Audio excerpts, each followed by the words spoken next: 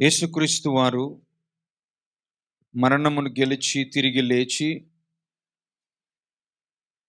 ఆ రోజు ఆయన మాట్లాడిన ప్రతి మాట మానవాళికి, వారి శిష్యులకు ఎంతో మేలుకొలుపుగా ఉన్నటువంటి ఆ సందర్భాన్ని మనం ఈరోజు ధ్యానం చేసుకుందాం. లూకాసు సువార్త 24, 13, 14, 15 వచనాలను మనం చదువుకుందాం. ఇదిగో ఆ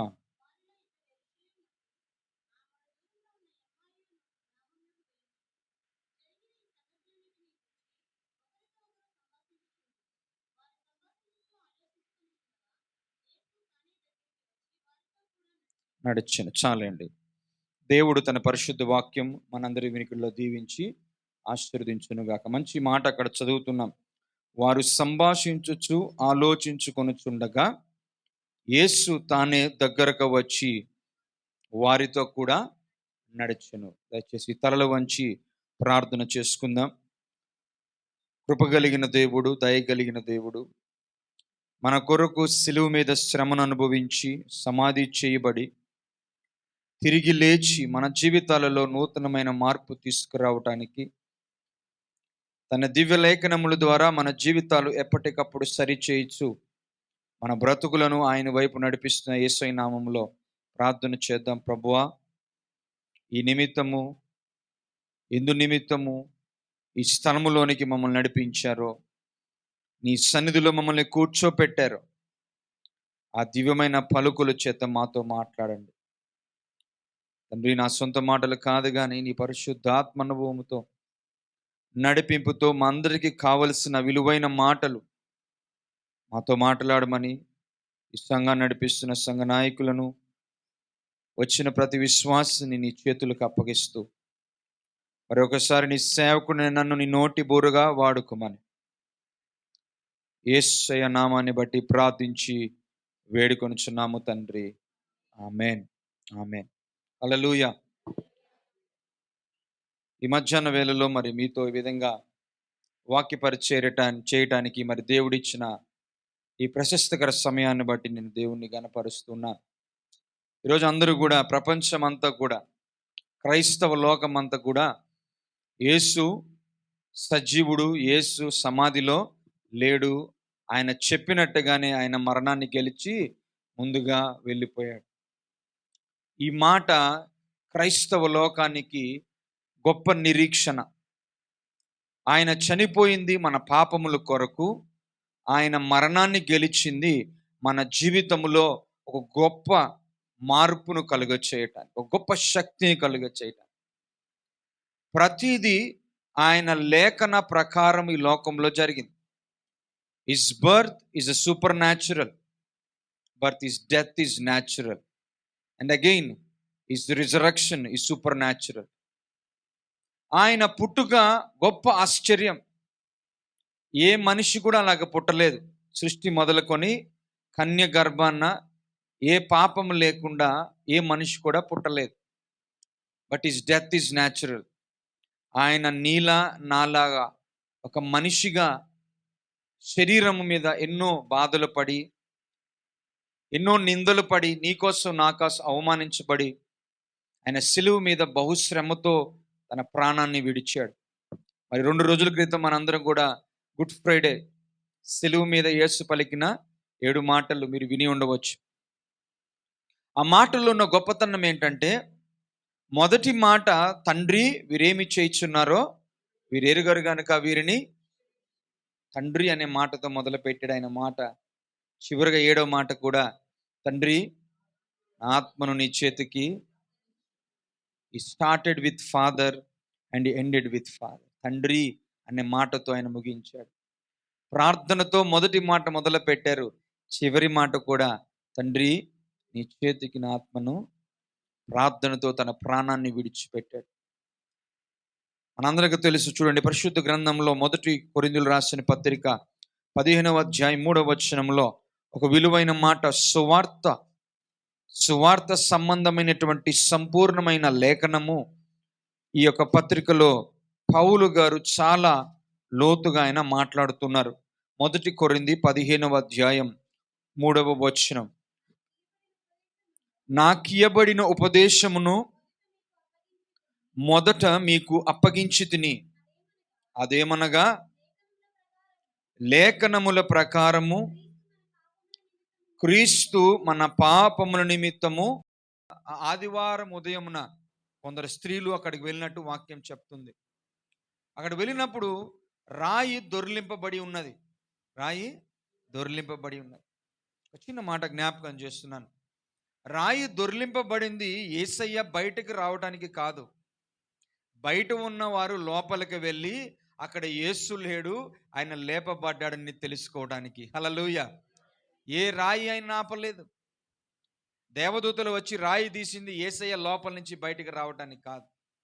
బయట ఉన్నవారు లోపలికి వెళ్ళి అక్కడ యేసయ్య లేడు, ఆయన చెప్పినట్టుగానే సజీవుడిగా ఉన్నాడు. హల్లెలూయా.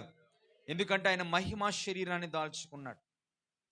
ఆయన మరణాన్ని గెలిచిన తరువాత లేఖనముల ప్రకారము ఆయన ఈ లోకంలో సంచరించుచు తన బిడ్డలైనటువంటి శిష్యులను, అనేక మంది విశ్వాసులను పదే పదే ఆయన వాక్యం చేత ప్రోత్సాహపరుస్తూ ఉన్నాడు. మనందరికీ తెలుసండి, యేసయ్య చనిపోగానే ఎక్కడొక్కరు చెల్లచెదరైపోయారు. విశ్వాసంలో ఉన్నటువంటి, అప్పటి వరకు విశ్వాసం ఉన్నటువంటి ఆ శిష్యులు కూడా యేసయ్య ఎప్పుడైతే ఆ దొంగల చేతికి చెరపట్టబడ్డాడో, పేతురు అబద్ధం చెప్పాడు, శిష్యులందరూ కూడా చెల్లాచెదరైపోయారు. ఎవరు కూడా ధైర్యంగా లేరు. ఎందుకంటే వారు నమ్ముకున్న యేసయ్య, వారిని ఏదో గొప్ప చేస్తాడన్న యేసయ్య ఒక్కసారిగా వాళ్ళ చేతులకు వెళ్ళిపోయి చనిపోయాడు. కానీ దేవునికి తెలుసు, యేసయ్య ముందుగానే చెప్తూ ఉన్నాడు. మత్తయి సువార్త 16:16 యేసుక్రీస్తు వారు మొట్టమొదటిసారిగా తన మరణము గురించి ఆయన మాట్లాడారు. మత్తయి సువార్త 16:16 మొట్టమొదటిసారిగా యేసుక్రీస్తు వారు తన మరణము గురించి అక్కడ శిష్యులతో మాట్లాడుతూ మనం చూస్తూ ఉంటాం.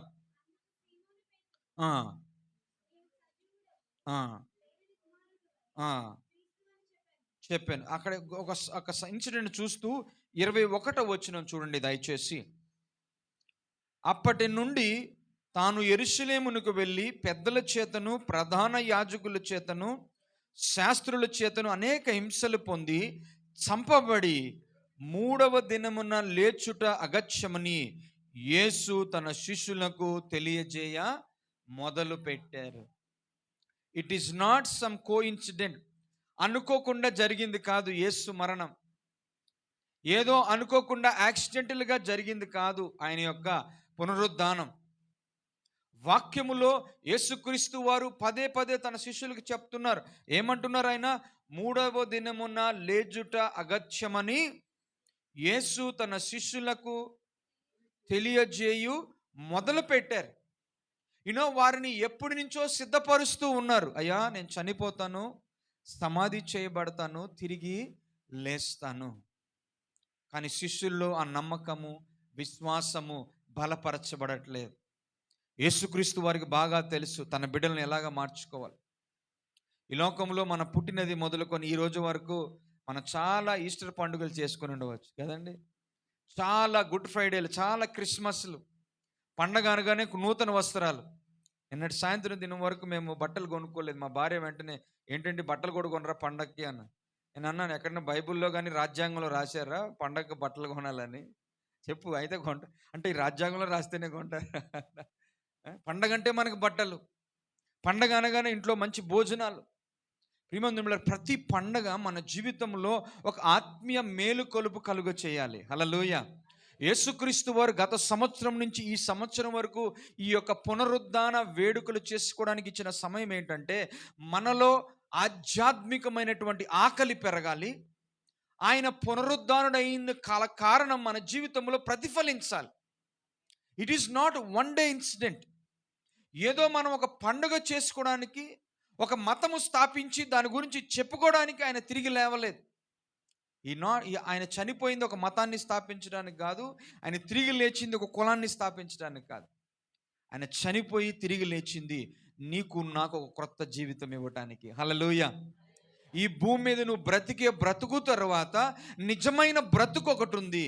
ఆ బ్రతుకు చాలా గొప్పది అని చెప్పటానికి ఆయన ఒక రుజువు.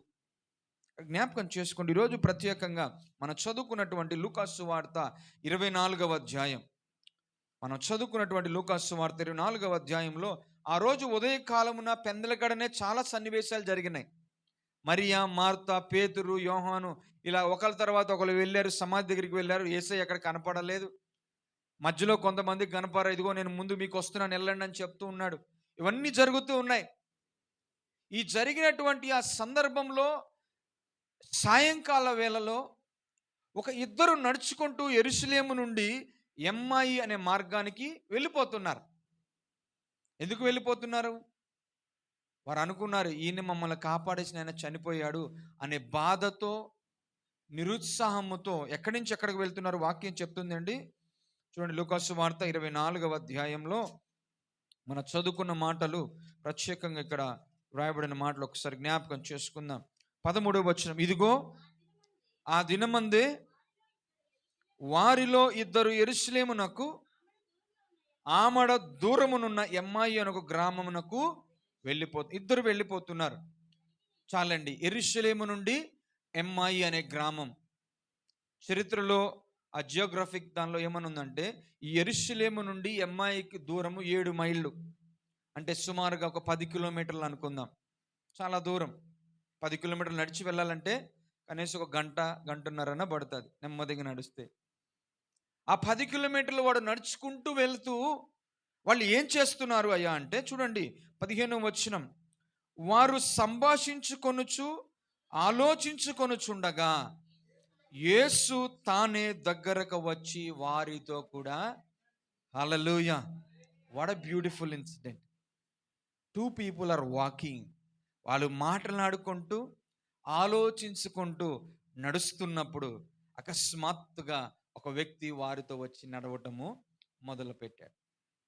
ఈ రోజుల్లో ఈ ప్రపంచము, ఈ జనరేషన్ ఎలా ఉందంటే, చరిత్రకారులు ఏం చెప్తారంటే, దిస్ ఈజ్ ద లోన్లీయెస్ట్ జనరేషన్. అంటే మీరు ప్రయాణం చేయండి ఎక్కడికైనా, ఏదైనా ఊరు వెళ్తూ ఉండండి, మీతో పాటు చాలామంది మీ పక్కన ఉంటారు కానీ ఎవరు మీతో మాట్లాడరు, ఎవరు ఫోన్లు చూసుకుంటారు. నేను ఎక్కువగా విమానాల్లో ఎక్కువ ప్రయాణం చేస్తూ ఉంటాను, చాలా రాష్ట్రాలకి, దేశాలకు వెళ్తూ ఉంటాను. మీరు నమ్మరు, నేను కూర్చున్న 2 గంటలు కానీ 3 గంటలు కానీ నా పక్కన కూర్చున్న వ్యక్తి కూడా నాతో మాట్లాడు. 3 గంటలు నాతో ప్రయాణం చేసిన వ్యక్తి, వాళ్ళ ఫోన్ చూసుకుంటారు, నవ్వుకుంటూ ఉంటారు, సినిమా చూసుకుంటారు, ఏదో చేసుకుంటూ ఉంటారు. They don't bother who is beside you. మీరు మెట్రోలో ప్రయాణం చేస్తూ ఉంటారు కదా, కొంతమంది ఇక్కడున్న వాళ్ళు ఎవరైనా మీతో మాట్లాడతారు, పక్కన ఉన్న వాళ్ళు, ఏ ఊరేంటి మీది, ఎక్కడికి వెళ్తున్నారు? లేదు. పల్లె వెలుగులో బస్సులో కూడా లేవు మాటలు. పేరే పల్లె వెలుగు అంతే. లోపల కూర్చునే వాళ్ళందరూ స్మార్ట్, అందరూ స్మార్ట్ ఫోన్లే. ఎవరు ఎవరితో మాట్లాడుకోవట్లేదు. వాళ్ళున్న లోన్లీయెస్ట్ జనరేషన్. Very sad.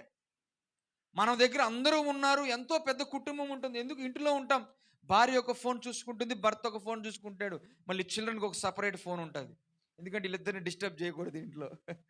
లోన్లీయెస్ట్ జనరేషన్. మన జీవితంలో కలిసి బ్రతికినప్పుడు ఆ అన్యోన్య సంబంధం బలపరచబడుతుంది. ఒక భార్య, భర్త, బిడ్డలు కలిసి భోంచేసినప్పుడు, కలిసి ప్రార్థించినప్పుడు ఆ కుటుంబం ఎంతో అన్యోన్యంగా పెరుగుతుంది. పాత రోజుల్లో ఉమ్మడి కుటుంబాలు ఉండేవి. కారణం ఏంటంటే వాళ్ళకి ఏమీ పని లేదు, కలిసి మాట్లాడుకోసం, కలిసి తినటం, కలిసి ముందుకు వెళ్ళటం, అంతే. ఈ రోజుల్లో ఒక ఫ్యామిలీ కలిసి పడుకోవటమే కష్టం. ఒక ఫ్యామిలీ అంటే ఇంకో ఫ్యామిలీ పడదు. కారణం ఏంటంటే పీపుల్ ఆర్ బికమింగ్ లోన్లీ.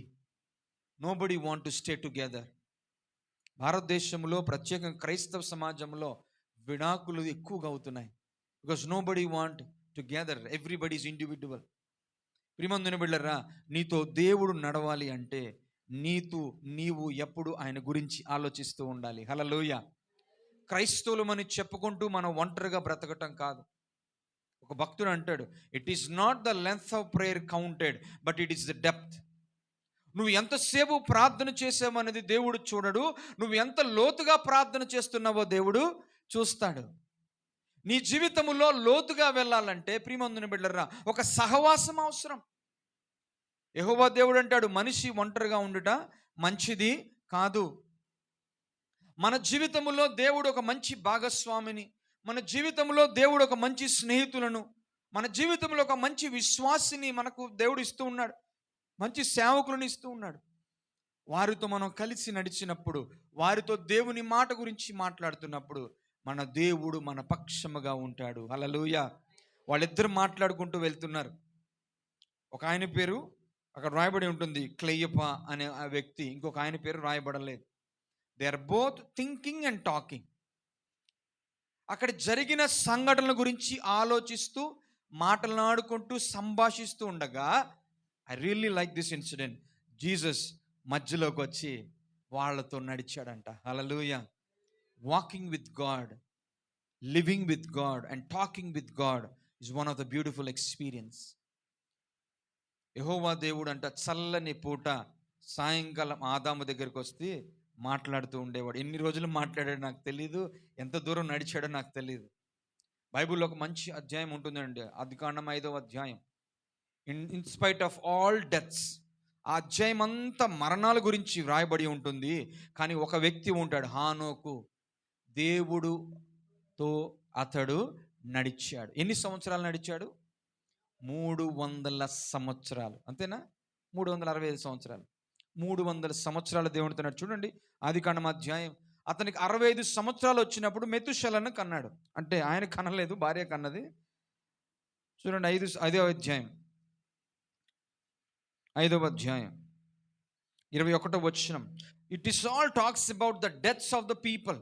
ఈ అధ్యాయంలో చాలా మరణాల గురించి రాయబడి ఉంది. కానీ ఒక వ్యక్తి మాత్రం దేవునితో నడిచాడండి. 21వ వచనం. హానోకు 65 ఏండ్లు బ్రతికి మెతుషెలను కనెను. హానోకు మెతుషెలను కనిన తరువాత 300 ఏండ్లు దేవునితో. అబ్బా, 3 రోజులు కాదు, 30 రోజులు కాదు, 3 నెలలు కాదు, 3 సంవత్సరాలు కాదు, 300 సంవత్సరాలు. ఇక్కడున్న వాళ్ళు ఎవరికైనా ఒక 70 సంవత్సరాల చరిత్ర ఏమైనా గుర్తుంటుందా? మీ తాతగారి పేరు ఎంతమందికి తెలుసండి? తెలుసు కదా. మా తాతగారి పేరు సుందర్రావు, మా అమ్మ వాళ్ళ నాన్నగారి పేరు. వాళ్ళ నాన్నగారి పేరు నాకు తెలియదు. తిప్పి కొడితే 50 సంవత్సరాల చరిత్ర ఇది, అంతే. We forget very easily our forefathers names and their history. ఇక్కడ ఒక వ్యక్తి 300 సంవత్సరాలు దేవునితో నడిచాడంటే ఎంతకాలం అయి ఉండాలి? అది చాలా పెద్ద కాలం కదండి. ఒక 3 నెలలు, ఒక 3 వారాలు మన చర్చికి రైట్ టైంకి వస్తున్నది గ్రేట్. ఇప్పుడున్న సందర్భాలలో చర్చికి రైట్ టైం రాడు. ఆయన 300 సంవత్సరాలు బ్రతికాడు. ఎలా బ్రతికి ఉండొచ్చు? ఎలా నడిచాడు దేవునితో?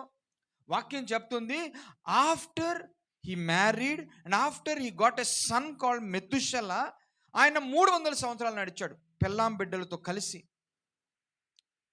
నేను ఈ అధ్యాయం చేస్తూ దీని గురించి ఆలోచిస్తూ ఉంటే, something great happened in his life. What made him to walk with the lord? మీరు నేను రక్షించబడ్డాము అంటే ఏదో ఒక గొప్ప కార్యం నా జీవితంలో జరగాలి. హల్లెలూయా. లేకపోతే మనము నడవలేం. పుట్టుక క్రైస్తవత్వం వేరు, యేసుతో పుట్టటము వేరు. యేసుతో పుట్టిన వాడు యేసుతో నడుస్తూ బ్రతుకుతాడు. పుట్టుకతో క్రైస్తవులైన వారు బైబిల్ చేత పట్టుకొని జీవిస్తారు. We need to reborn with the lord. ఇక్కడ నేను జ్ఞాపకం చేసుకుంటే, హానోకు 300 సంవత్సరాలు దేవునితో నడిచాడు. ఎప్పుడు అంటే మెతుషెల పుట్టిన తర్వాత. మీ దగ్గర అందరు పెన్నులు ఉన్నాయి కదండి. ఒక చిన్న క్యాలిక్యులేషన్ చెప్తాను, ఆ తర్వాత నేను పునరుద్ధాన దినం గురించి ఎక్కువగా మీతో మాట్లాడతాను. మెతుషెల అందరికంటే ఎక్కువ బ్రతికాడు. ఎన్ని సంవత్సరాలు బ్రతికాడండి? 969. వాడ బిగ్ డే.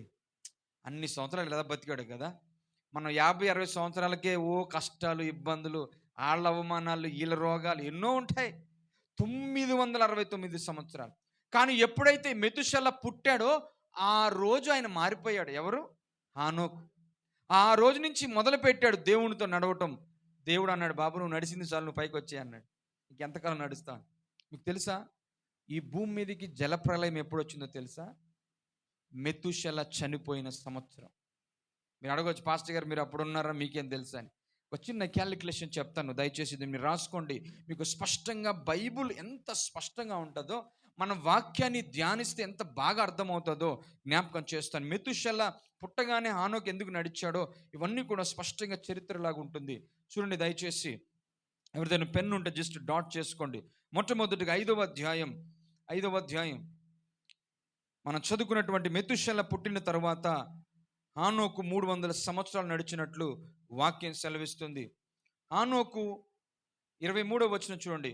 హానోకు దినములన్నీయు 365 25వ వచనం జ్ఞాపకం చేసుకోండి. మెతుషెల 187 ఎవరైనా రాసుకోండి, 187 అని రాసుకోండి, 187. తర్వాత 28వ వచనం, లేమెకు 182 ఎన్ని రోజులు బ్రతికాడు? లేమెకు 182 బ్రతికి కుమారులను కుమార్తెలను కన్నాడు. ఆయన ద్వారా, లేమెకు ద్వారా మనకు నోవాహు పుడతాడు. 182. ఆయనకు పుట్టింది ఎవరు అంటే మనందరికీ తెలుసు, నోవాహు పుట్టాడు. నోవాహుకు 600 సంవత్సరాలు ఉన్నప్పుడు ఈ భూమి మీదకి జలప్రళయం వచ్చింది. చూడండి, ఆ మాట కూడా రాస్తున్నాను. 7వ అధ్యాయం 7వ వచనం చూడండి. నోవాహు 600 ఏండ్లు వాడు, అప్పుడు జలప్రళయం భూమి మీదకి వచ్చింది.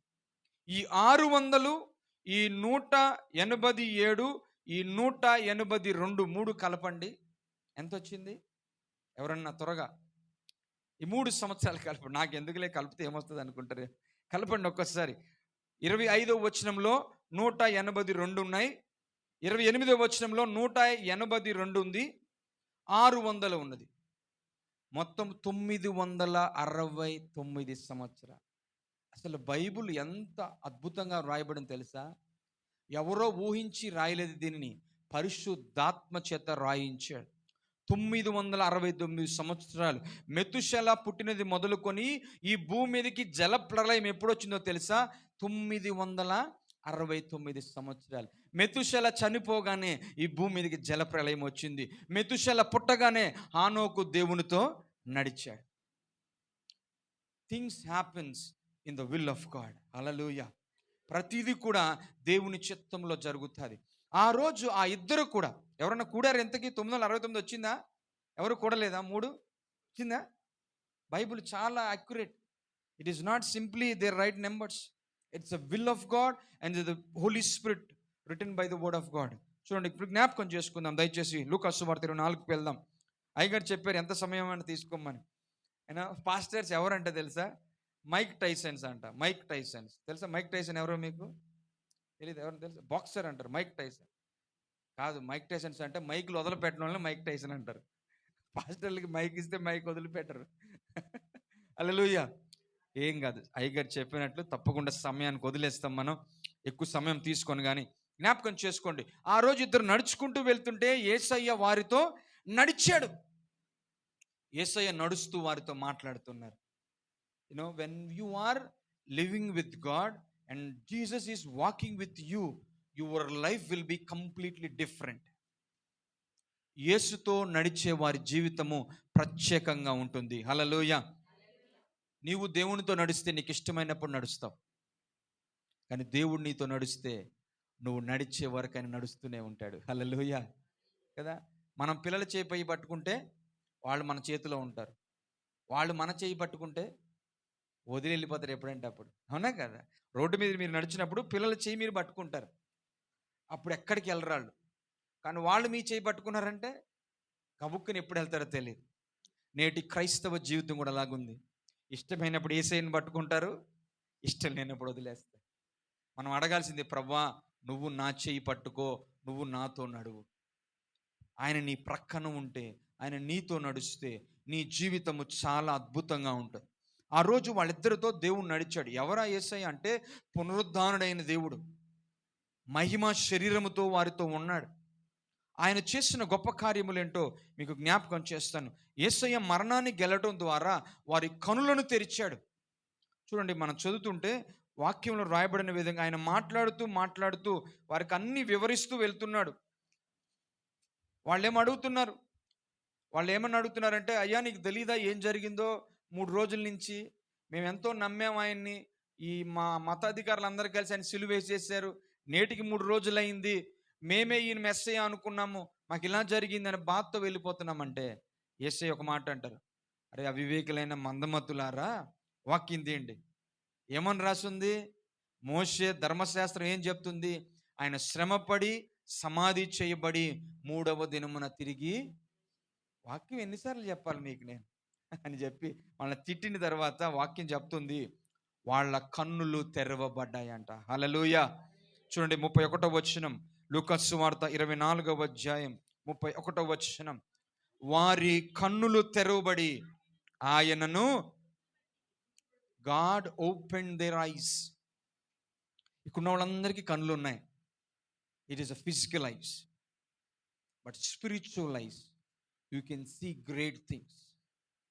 నీ యొక్క కన్నులు ఆత్మీయ కన్నులైతే ఈ లోకములో ఉన్న చెడును చూడటానికి ఇష్టపడరు.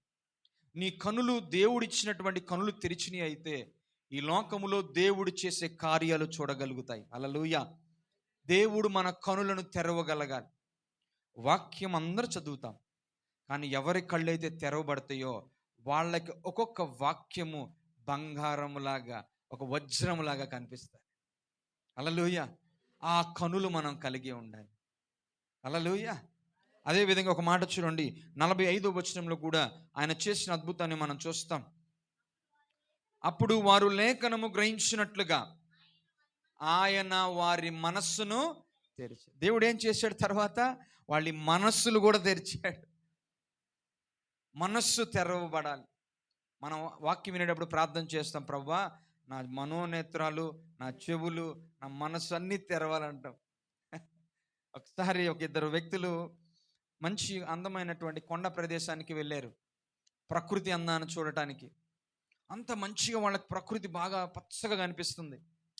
వాళ్ళు అన్నారంట, అబ్బా దేవుడు ఎంత గొప్పోడు, ఇంత బాగుంది సృష్టి అని. మన హైదరాబాద్లో కనిపిస్తుందా? కనపడదు. అంత పొల్యూషనే కనిపిస్తుంది, అంత పొల్యూషనే. మంచిగా ఒక గంట ప్రయాణం చేసామంటే మంచి లేయర్ వస్తుంది ముఖం మీద. ఇంటి దగ్గర గడుక్కుంటే మొత్తం ఎంత మురుక్కున్నానని నేను అనుకుంటాం. కానీ మీరు పచ్చని ప్రదేశాలకు వెళ్ళండి, కేరళ కానీ కొన్ని రాష్ట్రాలకి, చాలా అద్భుతంగా ఉంటుంది సృష్టి. ఇలాగ ఇద్దరు వ్యక్తులు నడుచుకుంటూ వెళ్తుంటే వాళ్ళకి ఒక దృశ్యం కనపడింది. ఏంటంటే 2 బండ సందుల్లో నుంచి నీరు కారుతూ ఉందంట. 2 బండ సందుల నుంచి నీరు కారుతూ ఉంటే ఆ నీరు దగ్గరికి వెళ్ళి రుచి చూచారు. చాలా మంచిగా ఉన్నాయి నీరు. అసలు చెప్పాలంటే నీటికి రుచి ఉండదు కదా, రంగు ఉండదు, రుచి ఉండదు అంటారు. కానీ మినరల్ వాటర్, జనరల్ వాటర్ చాలా తేడా ఉంటుంది కదా. మీరు అందరు కిన్లే వాటర్ తాగుతారా? బిస్లరీ వాటర్ తాగుతారు కదండి. కొన్నిసార్లు దానిలో కూడా కల్తీగా అమ్ముతూ ఉంటారు. తేడా తెలిసిపోద్ది మనకి. నేను ఒకసారి హిమాచల్ ప్రదేశ్ వెళ్ళినప్పుడు హిమాలయాల నుంచి నీళ్ళు వస్తున్నాయండి. అలా వస్తుంటే అక్కడే పట్టుకొని తాగుతుంటే ఎంత బాగున్నాయి నీళ్ళు. చాలా మినరల్ అనమాట. అది మినరల్ అంటే రాస్తారు కదా, ఫ్రమ్ హిమాలయాస్ అని. అలాగ చాలా అద్భుతంగా ఉంది. ఆ ఇద్దరు వ్యక్తులు కూడా ఆ బండ సందు నుంచి నీళ్ళు వస్తుంటే నీళ్లు తాగి చాలా బాగున్నాయి, దీన్ని మనం ఇంటికి తీసుకెళ్ళాలనుకున్నారంట. కానీ అది నీళ్లు పెద్దగా పడకుండా, దారగా పడకుండా బొట్లుగా పడుతుంది. వాళ్ళు అనుకున్నారు, దీని కింద ఏమంటే బాటిల్ పెడదాము, ఒక అరగంట ఆగి మరలా తిరిగి వచ్చి బాటిల్ తీసుకెళ్దాము, ఎందుకంటే నిండటానికి చాలా సమయం పడుతుందని. ఆ నీళ్ళు ఎక్కడ పడుతున్నాయి అక్కడ బాటిల్ పెట్టారు. పెట్టి మరలా అదంతా తిరిగి వచ్చి, అక్కడ బాటిల్ పెట్టాం కదా మనం మర్చిపోయాం, దాన్ని తీసుకెళ్ళాలని చెప్పి గబగబా వచ్చారంట. నీళ్లు పడుతున్నాయి కానీ బాటిల్లో నీరు పడలేదు.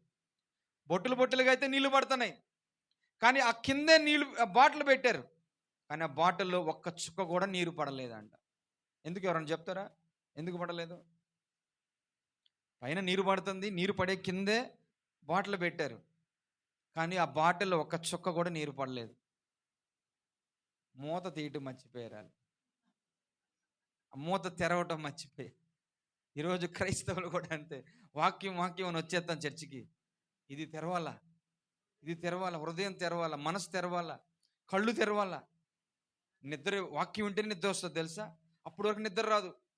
వాక్యం వినేటప్పటికి నెమ్మదిగా ఇలాగా కళ్ళు మూసుకుపోతాయి. అప్పటి వరకు మనకు నిద్ర రాదు. పర్లేదు ఇలాగ ఉంటాం మనం గట్టిగా. ఆ వాక్యం వినేలోపు మంచిగా ఒక పాయింట్ వస్తుంది, దేవుడు ఏదో నాతో మాట్లాడుతాడు అనేలోపు కళ్ళు ఇలాగా మూతపడతాయి. ఇలా లేచేలోపు మళ్ళీ వాక్యం అయిపోతుంది. మన హృదయాన్ని, మన కనులను తెరవాలి, మన మనస్సును తెరవాలి. పునరుద్ధాన శక్తితో దేవుడు వాళ్ళ జీవితాలను మార్చడానికి మరలా ఆయన వచ్చి వారితో మాట్లాడుతున్నాడు. అయ్యా వాక్యాన్ని తెలుసుకోండి, వాక్య మర్మాన్ని తెలుసుకోండి. God raised from the dead not to show his power. He want to fill power in you. నీలో శక్తిని నింపటానికి ఆయన మరణాన్ని గెలిచి తిరిగి లేచినట్లు వాక్యం సెలవిస్తుంది. కొన్ని మాటలు మీకు జ్ఞాపకం చేస్తాను. దయచేసి రోమిలికి రాసిన పత్రిక 4వ అధ్యాయం 25వ వచనాన్ని జ్ఞాపకం చేద్దాం. We are forgiven for our sins because he was raised from the dead. ఆయన మరణాన్ని గెలిచి తిరిగి లేచాడు కాబట్టి మన పాపముల నుండి మనము క్షమించబడ్డామని పరిశుద్ధమైనటువంటి వాక్యంలో రాయబడింది. రోమిలికి రాసిన పత్రిక 4వ అధ్యాయం 25వ వచనం. ఆయన మన అపరాధముల నిమిత్తము అప్పగింపబడి మనము నీతిమంతులుగా తీర్చబడుటకై లేపబడెను. హల్లెలూయా. there is a reason for his birth, there is a reason for his death, and there is a reason for his resurrection. You want to make us holy, you want to make us righteous. ఇక్కడ వాక్యం రాయబడి ఉందండి, మనము నీతిమంతులముగా తీర్చబడుటకై లేపబడెను. To make us a different people. నిన్ను నన్ను ఏ జీవితంలో ఎటువంటి రెండవ మరణానికి అధికారము లేదు. there is no second death. ఒక మాట కూడా మనం చదువుకుందాం దయచేసి. రోమిలికి రాసిన పత్రిక 6వ అధ్యాయం 8 నుంచి ఉన్న మాటలు మనం చదువుకుందాం. రోమిలికి రాసిన పత్రిక 6వ అధ్యాయం 8వ వచనం నుంచి చదువుకుందాం. మనము క్రీస్తుతో కూడా చనిపోయిన ఎడల మృతులలో నుండి లేచిన క్రీస్తు ఇకను చనిపోడనియు మరణమును ఇక ఆయన మీద ప్రభుత్వము లేదనియు ఎరిగి ఆయనతో కూడా, హల్లెలూయా, పౌలు చెప్తున్నాడు, he is arised because you and I should live a life with him. నీవు నేను ఆయనతో జీవించాలని ఆయన మరణాన్ని గెలిచి తిరిగి లేచాడు. నీకు నాకు ఒక కథ చెప్పుకోవడానికి కాదు ఆయన లేచింది. నీకు నాకు ఎవరి చెప్పన సన్నివేశం చెప్పడానికి కాదు ఆయన మరణాన్ని గెలిచింది. నీవు నేను ఆయనతో బ్రతకటానికి. హల్లెలూయా. ప్రియమందుని బిడ్డలారా, క్రైస్తవత్వం అనేది ఒక మతము కాదు, అది ఒక సంబంధం. Christianity is not a religion, it is the relationship with our heavenly father. ఆ సంబంధం నీలో కలుగో చేయడానికి యేసయ్య మరణాన్ని గెలిచి తిరిగి లేచాడు. చూడండి 11వ వచనం కూడా, ఆ మాట కూడా చదవండి. 6వ అధ్యాయం 11వ వచనం. అటువలే మీరు పాపము విషయమై మృతులుగాను దేవుని విషయమై క్రీస్తు యేసునందు సజీవులుగాను మిమ్మును మీరే ఎంచుకొనుడి. ఈ లోకంలో దేవుడిచ్చిన గొప్ప భాగ్యం ఏంటో తెలుసా? నువ్వు బ్రతికి ఉండగానే ఆ పునరుద్ధాన శక్తిని బట్టి క్రొత్త జీవితాన్ని నువ్వు జీవించాలి. హల్లెలూయా.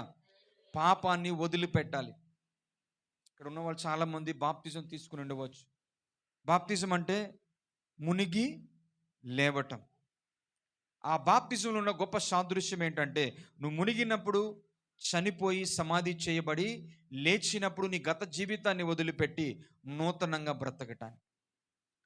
నీరు నిన్ను శుభ్రం చేయలేదు. నీరు శుభ్రం చేసినా మళ్ళీ సాయంత్రానికి మురికి అవుతాం మనం.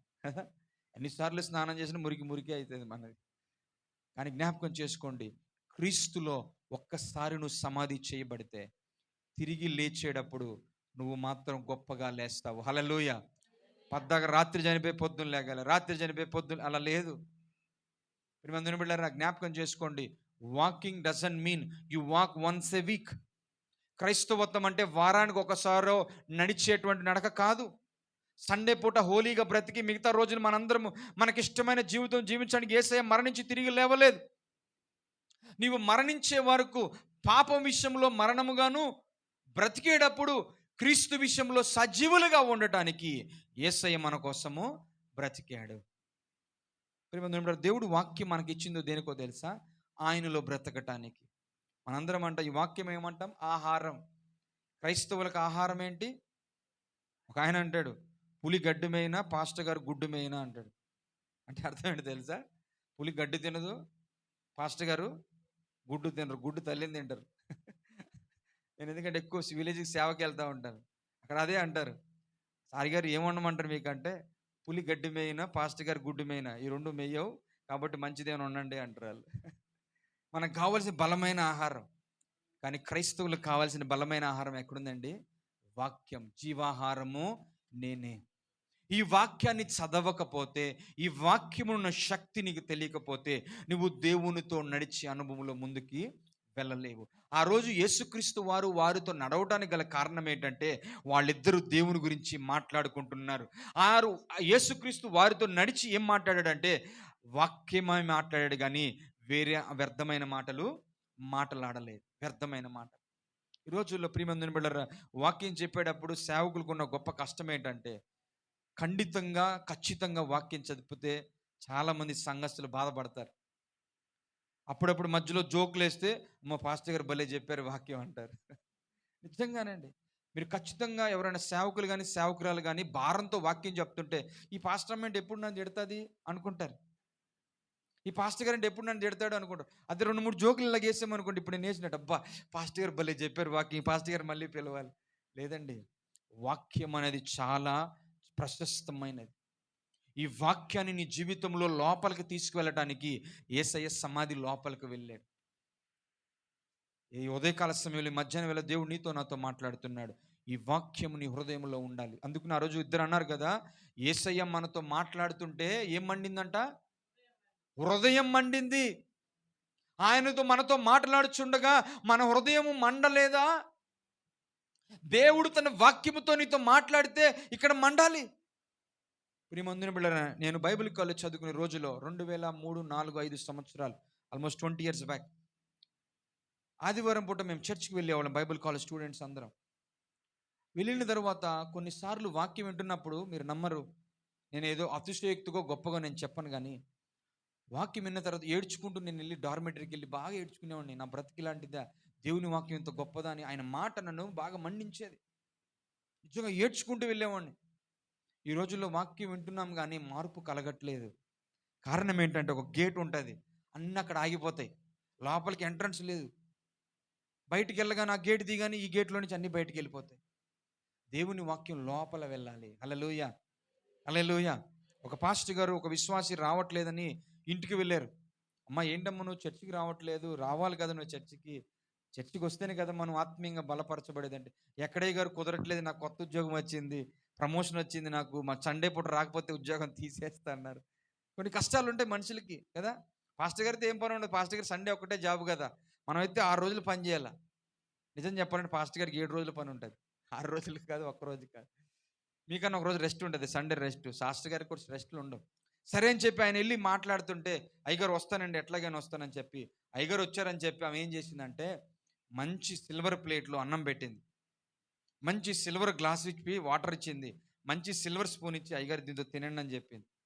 ఇంకా అయ్యగారు చాలా సంతోషించి మంచిగా సిల్వర్ స్పూన్లో అన్నం తిని, సిల్వర్ ప్లేట్లో తిని, మంచిగా సిల్వర్ గ్లాసులో వాటర్ తాగి, అమ్మ ప్రార్థన చేస్తే కళ్ళు మూసుకొని అన్నాడంట. ప్రార్థన చేయగానే సిల్వర్ స్పూన్ గాయబ్, సిల్వర్ స్పూను కనబడలేదు. పాస్టర్ గారు ప్రార్థన చేశారు, వెళ్ళిపోయారు. ఈ విశ్వాసికి ఇదేంటి మా పాస్టర్ గారు నా సిల్వర్ స్పూన్ ఎత్తుకెళ్ళిపోయారు ప్రార్థన చేయమంటే, అడగలేదు డైరెక్ట్గా, ఎందుకంటే పాస్టర్ గారు ప్లేట్ ఉంది, గ్లాస్ ఉంది, స్పూను ఏమైంది పాస్టర్ గారు ఇట్లా చేశారనుకోని బాగా ఆలోచిస్తుందంట. 2 నెలలు 3 నెలలు, మరలా కొన్ని నెలల తర్వాత పాస్టర్ గారు వచ్చి ప్రార్థన చేస్తాను కూర్చోండి అమ్మా అంటే కూర్చుందంట. అయ్యగారు ఒక చిన్న మాట అడగొచ్చా మిమ్మల్ని, ఎందుకంటే 2-3 నెలలు అదే ఆలోచిస్తుంది ఆమె. ఏంటమ్మా చెప్పమ్మంటే, అయ్యగారు అనుకోకుండా మీ సూట్లో కానీ మీ ఎక్కడన్నా జోబులో కానీ స్పూన్ పడిపోయిందా అని అడిగింది. అప్పుడు ఆయన అన్నాడంట, అమ్మ నీ బైబిల్ ఏది? అయ్యగారు అక్కడ ఉంది, తీసుకురా, ఓపెన్ చేయమ్మా అంటే ఓపెన్ చేస్తే దానిలో ఉందంట స్పూన్. అంటే 2-3 నెలల నుంచి ఏం చేయలేదు అమ్మగారు, బైబిల్ ఓపెన్ చేయలేదు. ఆ దాని గురించే పోగొట్టగాని గురించే ఆలోచిస్తుంది. వాక్యం చదివితే ఆమెకి జవాబు దొరికేది, వాక్యం చదివితే ఆమె జీవితం మార్చబడే. ఈ రోజుల్లో చాలామంది వాక్యం అంటే సండే పూటే చదువుతారు, మండే టు సాటర్డే రెస్ట్. దేనికి? బైబిల్కి. మంచిగా అలమారలో పెడతారు, మళ్ళీ సండే పూట తీసుకొస్తారు. అందుకనే బైబిల్ నలగవు మన దగ్గర, చాలా నీట్గా ఉంటాయి, పేజీలు తిప్పితే కూడా సౌండ్ రావు, అతుకుపోయి ఉంటాయి. బైబిల్ నలిగితేనే నీ జీవితము వెలుగుతుంది. హల్లెలూయా, హల్లెలూయా. ఆ మాట నీ లోపలికి వెళ్ళాలి. యేసయ్య పునరుద్ధానుడైంది నీ జీవితాన్ని మార్చడానికి, ఒక పండుగ మాత్రమే చేసుకోవడానికి కాదండి. ఆయన మాట మన హృదయంలోనికి వెళ్ళాలి. 1 పేతురు రాసిన పత్రిక 1వ అధ్యాయం 3వ వచనం చూడండి. యేసుక్రీస్తు వారు పునరుద్ధానుడైంది గల కారణం మన జీవితంలో కలిగే గొప్ప దీవెన. 1 పేతురు రాసిన పత్రిక 1వ అధ్యాయం 3వ వచనము, మన ప్రభువగు యేసుక్రీస్తు తండ్రి అయిన దేవుడు స్తుతింపబడును గాక. మృతులలో నుండి యేసుక్రీస్తు తిరిగి చూడండి మరలా ఒక్కసారి, మృతులలో నుండి యేసుక్రీస్తు తిరిగి లేచుట వలన జీవముతో కూడిన నిరీక్షణ మనకు. చూడండి, యేసయ్య మరణాన్ని గెలిస్తే మనకేం కలగాలంట? జీవముతో కూడిన నిరీక్షణ. A life with living hope. జీవముతో కూడిన ఒక నిరీక్షణ. వయసు పెరిగేటప్పుడు మనకి మన జన్మదినాలు చేసుకోవడం ఇష్టం ఉండదు. నిజంగా చిన్నప్పుడైతే ఎప్పుడు పుట్టినరోజు వస్తుందని ఉంటుంది. ఈ పుట్టినరోజు అయిపోగానే పిల్లలు అంటారు, డాడీ వచ్చే బర్త్డేకి నాకు ఇది వద్దు, వేరేది కొని అంటారు. ఈరోజు సాయంత్రం చెప్తారు నెక్స్ట్ ఇయర్ ఏం కొనాలి.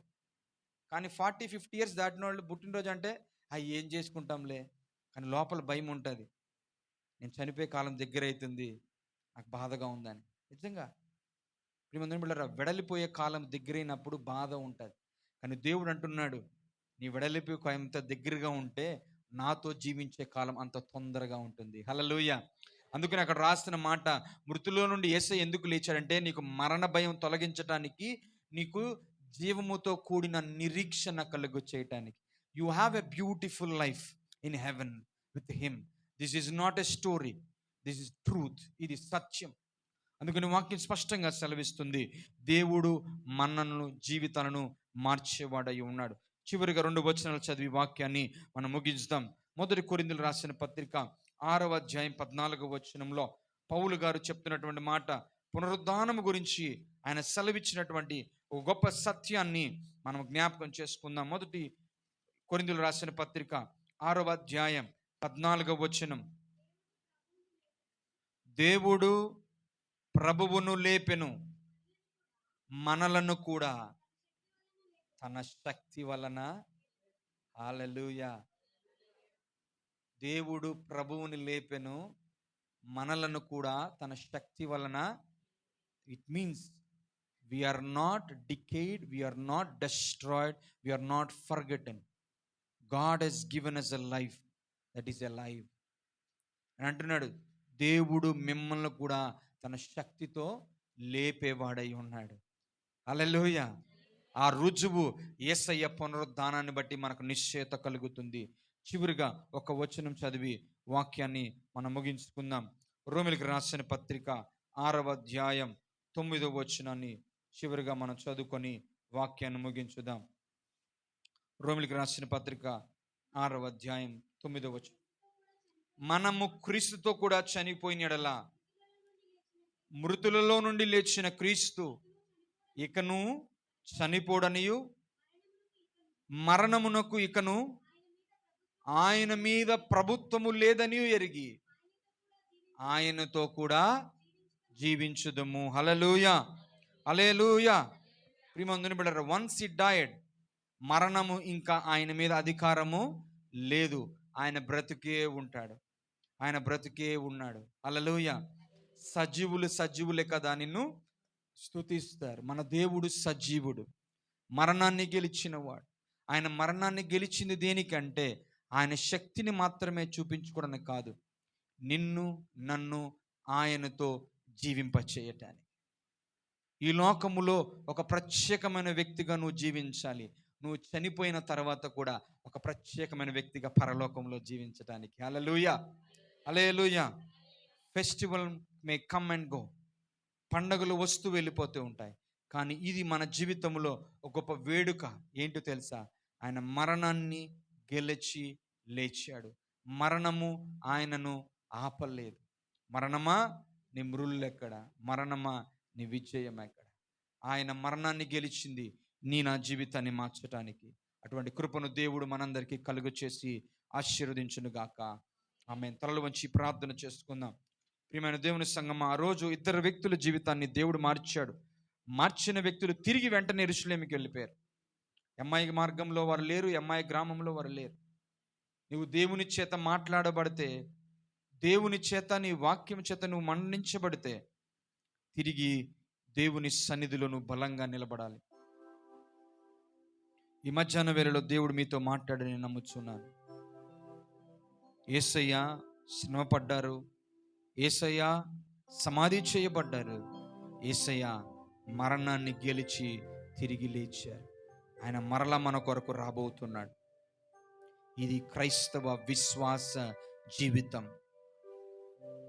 ప్రియమందుని బిడ్డలారా, మరణం గురించి ఆలోచిస్తూ బాధపడటం కాదు, మరణాన్ని గెలిచిన దేవుడు నీ పక్షాన ఉన్నాడు. ఆ రోజు ఇద్దరు వ్యక్తులు బాధపడుతూ ఆలోచిస్తూ సందేహపడుతున్న వారి మధ్య యేసయ్య నడిచాడు. యేసయ్య నీతో నడిస్తే, యేసయ్య మీ కుటుంబంలో ఉంటే, యేసయ్య నీ ఆత్మీయ ఆధ్యాత్మిక జీవితంలో ఉంటే, నీ ప్రతి సందేహము, నీ ప్రతి సమస్య, నీ యొక్క ప్రతి ప్రశ్న పరిష్కరించబడుతుంది. నీ ఆత్మీయ జీవితం మెరుగుపరచబడుతుంది. నీ ఆధ్యాత్మిక జీవితంలో నూతనమైన మెరుగులు కలుగుతాయి.